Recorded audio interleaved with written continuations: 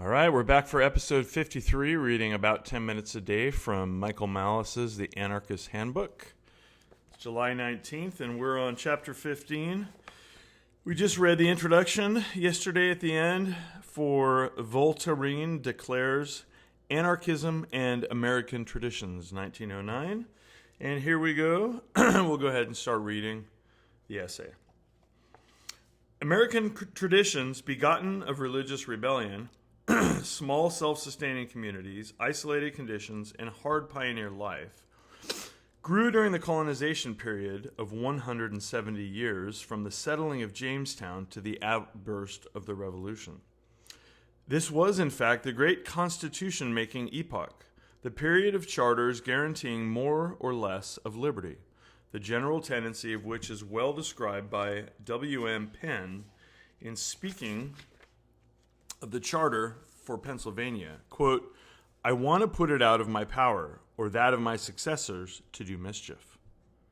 The revolution is the sudden and unified consciousness of these traditions, their loud assertion, the blow dealt by their indomitable will against the counterforce of tyranny, which has never entirely recovered from the blow, but which from then till now has gone on remolding and regrappling the instruments of governmental power that the revolution sought to shape and hold as defenses of liberty. To the average American of today, the revolution means the series of battles fought by the Patriot Army with the armies of England. The millions of schoolchildren who attend our public schools are taught to draw maps of the siege of Boston and the siege of Yorktown, to know the general plan of the several campaigns, to quote the number of prisoners of war surrendered with Burgoyne. They are required to remember the date when Washington crossed the Delaware on the ice. They are told to remember Paoli, to repeat Molly Stark's a widow, to call General Wayne a Mad Anthony Wayne, and to execrate Benedict Arnold. They know that the Declaration of Independence was signed on the 4th of July, 1776, and the Treaty of Paris in 1783. And then they think they have learned the revolution. Blessed be George Washington. They have no idea why it should have been called a revolution instead of the English War or any similar title. It's the name of it, that's all. And name worship, both in child and man, has acquired such mastery of them that the name American Revolution is held sacred, though it means to them nothing more than successful force, while the name Revolution, applied to a further possibility, is a specter detested and abhorred. In neither case have they any idea of the content of the word, save that of armed force. That has already happened, and long happened, which Jefferson foresaw when he wrote, quote, "The spirit of the times may alter, will alter. Our rulers will become corrupt, our people careless. A single zealot may become persecutor, and better men be his victims." It can never be too often repeated that the time for fixing every essential right on a legal basis is while our rulers are honest, ourselves united. From the conclusion of this war, we shall be going downhill. It will not then be necessary to resort every moment to the people for support. They will be forgotten, therefore, and their rights disregarded. They will forget themselves in the sole faculty of making money, and will never think of uniting to effect a due respect for their rights. The shackles, therefore, which shall not be knocked off at the conclusion of this war, will be heavier and heavier, till our rights shall revive or expire in a convulsion. That was Thomas Jefferson. To the men of that time, who voiced the spirit of that time, the battles they fought were the least of the revolution. They were the incidents of the hour, the things they met and faced as part of the game they were playing.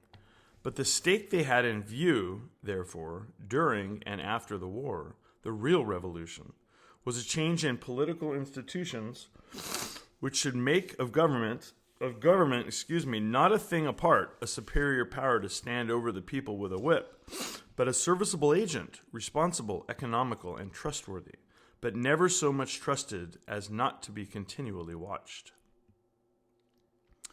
For the transaction of such business as was the common concern, and to set the limits of the common concern at the line of where one man's liberty would encroach upon another's. They thus took their starting point for deriving a minimum of government upon the same sociological ground that the modern anarchist derives the no government theory, vis-a-vis that equal liberty is the political ideal.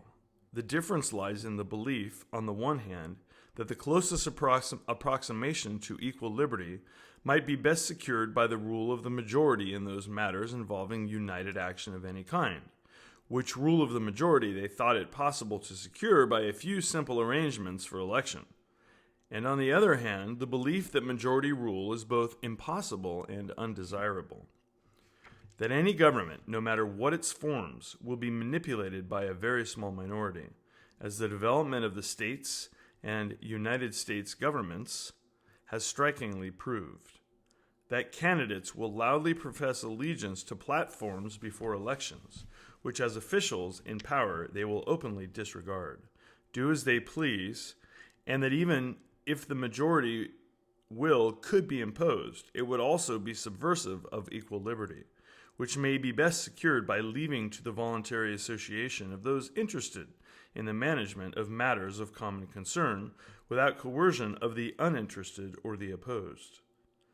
Among the fundamental likeness between the revolutionary Republicans and the anarchists is the recognition that the little must precede the great, that the local must be the basis of the general, that there can be a free federation only when there are free communities to federate, that the spirit of the latter is carried into the councils of the former, and a local tyranny may thus become an instrument of general enslavement. Convinced of the supreme importance of ridding the municipalities of the institutions of tyranny, the most strenuous advocates of independence, instead of spending their efforts mainly in the General Congress, devoted themselves to their home localities, endeavoring to work out of the minds of their neighbors and fellow colonists the institutions of entailed property, of a state church, of a class-divided people, even the institution of African slavery itself. Though largely unsuccessful, it is to the measure of success they did achieve that we are indebted for such liberties as we do retain, and not to the federal government, to the general government. They tried to inculcate local initiative and independent action. The author of the Declaration of Independence, who in the fall of '76 declined a re-election to Congress in order to return to Virginia and do his work in his own local assembly, in arranging there for public education, which he justly considered a matter of, quote, common concern, said his advocacy of public schools was not with any, quote, view to take its ordinary branches out of the hands of private enterprise, which manages so much better the concerns of which it is equal, and in endeavoring to make clear the restrictions of the Constitution upon the functions of the general government, he likewise said, quote, let the general government be reduced to foreign concerns only, and let our affairs be disentangled from those of all other nations, except as to commerce, which the merchants will manage for themselves, and the general government may be reduced to a very simple organization and a very inexpensive one, and a few plain duties to be performed by a few servants. This, then, was the American tradition, that private enterprise manages better all that which it is equal. All that to which it is equal. Anarchism declares that private enterprises, whether individual or cooperative, is equal to all the undertakings of society. And it quotes the particular two instances, education and commerce, which the governments of the states and of the United States have undertaken to manage and regulate, as the very two which in operation have done more to destroy American freedom and equality, to warp and distort American tradition, to make of government a mighty engine of tyranny than any other cause, save the unforeseen developments of capital manufacture. All right? Not familiar with that word in that context.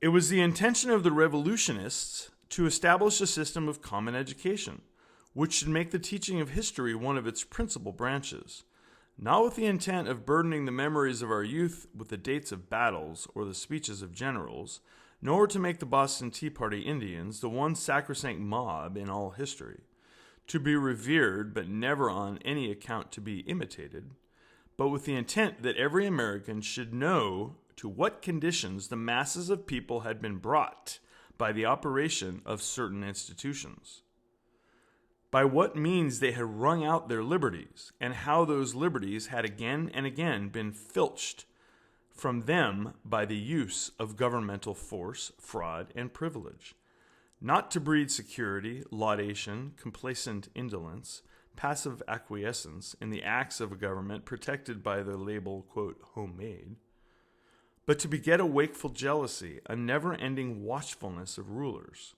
a determination to squelch every attempt of those entrusted with power to encroach upon the sphere of individual action. This was the prime motive of the revolutionists in endeavoring to provide for common education. And we'll wrap it right there, about halfway down on page 209. Again, 10 minutes-ish. Today, reading the Anarchist Handbook, organized by Michael Malice, because the black flag comes in many colors. See you tomorrow.